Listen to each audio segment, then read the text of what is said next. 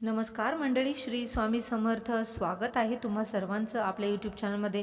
स्वामी महाराज तुमच्या सर्व चांगल्या इच्छा मनोकामना पूर्ण करो, हीच मी स्वामींच्या चरणी प्रार्थना करते आणि आजच्या या नवीन व्हिडिओला सुरुवात करते. आजच्या व्हिडिओमध्ये आपण पाहणार आहोत ते म्हणजे गुरुपौर्णिमेच्या अगोदर किंवा गुरुपौर्णिमेच्या दिवशी आपण घरामध्ये काही वस्तू आणायच्या आहेत. तर या वस्तू तुम्ही तुमच्या गुरुच्या चरणावरती तसेच श्री स्वामी समर्थ महाराजांच्या चरणावरती पण अर्पण करू शकता. तर या वस्तू कोणत्या असणार आहे याबद्दलची संपूर्ण माहिती आपण आजच्या या व्हिडिओमध्ये पाहणार आहोत. व्हिडिओला सुरुवात करण्या अगोदर तुम्ही जर चॅनलवरती नवीन असाल, पहिल्यांदाच माझे व्हिडिओ पाहत असाल तर चॅनलला नक्की सबस्क्राईब करा. व्हिडिओ जर तुम्हाला माहितीपूर्ण वाटला तर व्हिडिओला लाईक करा. महर्षी वेदव्यास यांच्याविषयी आदर व्यक्त करण्यासाठी गुरुपौर्णिमा ही साजरी केली जाते. असे म्हटले जाते की याच दिवशी वेदव्यासजींनी आपल्या शिष्यांना भागवत पुराणाचे ज्ञान दिले. शिवाय व्यासांचा जन्म सुद्धा याच दिवशी झाला, म्हणून हा दिवस व्यास पौर्णिमा म्हणून सुद्धा साजरा केला जातो. गुरुपौर्णिमा ही एक अशी परंपरा आहे की सर्व आध्यात्मिक व शैक्षणिक गुरूंना समर्पित असा हा दिवस आहे. हे गुरु कर्मयोगावर आधारित त्यांचे ज्ञान शिष्यांना देतात. गुरुपौर्णिमा ही भारत, नेपाळ आणि भूटान मध्ये हिंदू, जैन आणि बौद्ध धर्मामध्ये साजरी होते. गुरुपौर्णिमा ही आध्यात्मिक गुरूंना सुद्धा समर्पित आहे. हिंदू दिनदर्शिकेप्रमाणे आषाढ या हिंदू महिन्यात जी पौर्णिमा येते तर तो दिवस असतो म्हणजे गुरुपौर्णिमा. आणि या वर्षी म्हणजे 2024 मध्ये गुरुपौर्णिमा ही 21 जुलैला आलेली आहे. या दिवशी गुरूंची उपासना केली जाते, त्यांचा आशीर्वाद मिळवला जातो. हिंदू धर्मात गुरुला देवापेक्षा वरचा दर्जा देण्यात आलेला आहे.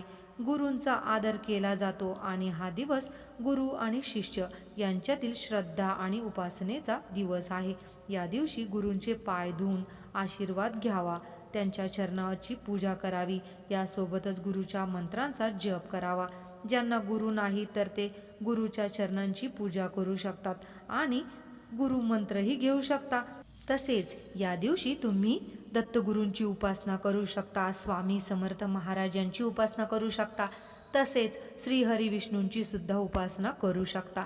गुरुपौर्णिमेच्या दिवशी स्वामींना प्रिय असणाऱ्या कोणत्या वस्तू आपण आपल्या स्वामींच्या चरणावरती अर्पण करू शकतो, आपल्या घरामध्ये आणू शकतो. तर तुमच्याकडे जर स्वामी महाराजांचा फोटो नसेल किंवा स्वामींची मूर्ती नसेल आणि तुम्हाला जर तुमच्या घरामध्ये ती स्थापन करायची असेल तर गुरुपौर्णिमेसारखा दुसरा कोणताही अत्यंत शुभ मुहूर्त नाही.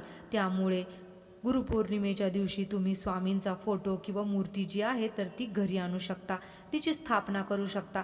किंवा तुम्ही आदल्या दिवशी म्हणजे अगोदरच ही मूर्ती किंवा फोटो आणून ठेवा आणि गुरुपौर्णिमेच्या दिवशी त्या फोटोची किंवा त्या मूर्तीची स्थापना करा.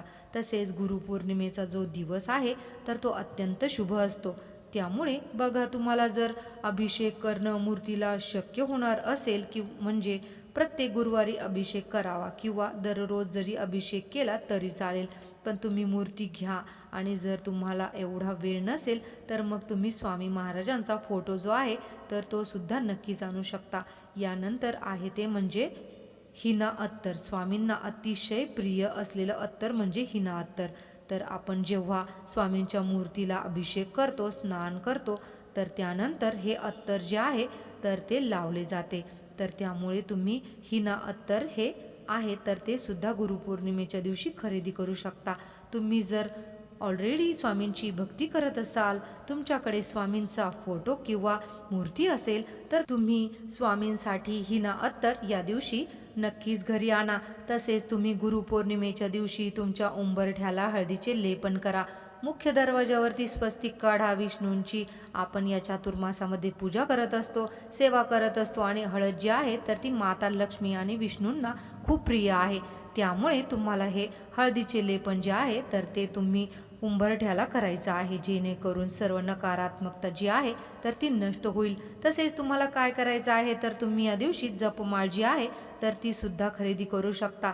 तुमच्याकडे जर जपमाळ नसेल तर तुम्ही स्वामींचा जप करण्यासाठी किंवा गुरुमंत्राचा जप करण्यासाठी किंवा तुम्ही इतर जे काही जप करत असाल तर त्यासाठी जपमाळ जी आहे तर ती खरेदी करू शकता.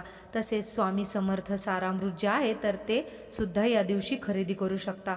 वेळोवेळी धार्मिक पुस्तके जी आहेत, गुरुचरित्रची पोथी आहे तर ती सुद्धा तुम्ही खरेदी करू शकता किंवा केंद्रामध्ये जाऊन खरेदी करू शकता. तुम्हाला जे काही एखादं धार्मिक पुस्तक हवं असेल आणि ते तुम्हाला खरेदी करायचं आहे तर गुरुपौर्णिमेच्या शुभ मुहूर्तावरती तुम्ही त्याची खरेदी करू शकता. यानंतर आहे ते म्हणजे स्वामी समर्थांची रांगोळीचा जो साचा मिळतो, ज्यामध्ये श्री समर्थ लिहिलेलं असतं. त्यांचा फोटो जो आहे तर त्यांची रांगोळी असते किंवा स्वामी समर्थ महाराजांच्या वेगवेगळ्या ज्या रांगोळीचे साचे आहेत तर असे साचे तुम्ही खरेदी करू शकता. किंवा श्री स्वामी समर्थ भिवू नकोस मी तुझ्या पाठीशी आहे, अशा या लिहिलेल्या ज्या काही प्लेट्स असतात ज्या तुम्ही तुमच्या घरामध्ये लावू शकता, तुमच्या गाडीमध्ये लावू शकता किंवा तुमच्या दुकानामध्ये लावू शकता. तर असं सुद्धा तुम्ही या दिवशी खरेदी करू शकता. तसेच सोनचाफ्याची फुले जी आहेत तर ती तुम्ही या दिवशी नक्कीच स्वामींच्या चरणावरती अर्पण देखील करू शकता. स्वामींच्या तुम्ही या दिवशी वस्त्र खरेदी करू शकता किंवा स्वामींचे जे मुकुट आहेत तर ते खरेदी करू शकता. आवर्जून पिवळ्या रंगाचे वस्त्र जे आहेत तर ते जर तुम्ही गुरुपौर्णिमेच्या दिवशी खरेदी केले तर हे अतिशय शुभ मानले जाते.